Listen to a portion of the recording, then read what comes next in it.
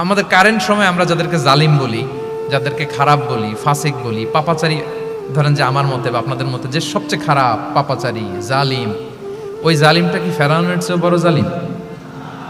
আমাদের চোখে যে জাহান্নামী, যে নিকৃষ্ট খারাপ পাপী যাকে আমি মনে করি, যদিও এরকম মনে করার সুযোগ আমাদের নাই, কে জান্নাতি কে জাহান্নামী এটা ডিসাইড করবে কে? আল্লাহ তাআলা। কিন্তু আমাদের চোখে যে পাপী, যে ভুল করেছে, যে জালিম, ওই জালিমগুলো, খারাপ লোকগুলো কি ফেরাউনের চেয়ে বেশি খারাপ ছিল? ছিল? ওই ফেরাউনের ক্ষেত্রে আল্লাহ বলেছেন ফাকুল আলাহু কাউলান লাইকিনা, সফট ল্যাঙ্গুয়েজ ইউজ করো মুসা এবং হারুন, কোমল ভাষা ব্যবহার করো, হয়তো তার ভুল ভেঙে যাবে, হয়তো সে উপদেশ গ্রহণ করবে। তো তাহলে দেখেন কত বড় ভুল আমরা করি। আমরা মাঝে মাঝে এমন অ্যাটাকিং মুডে কথা বলি, এমন আগ্রাসী হয়ে কথা বলি, ওর মানার এক সুযোগ থাকলেও ও মানবে না। কি বলেন? যাও মানার একটু ইচ্ছা ছিল, আমার এই অ্যাটিটিউডের কারণে সে আর এটা শুনবে না। এটাই মানুষের স্বভাব। আপনি আগ্রাসী হয়ে অ্যাটাকিং হয়ে কথা বলে মানুষ এটা শোনে না।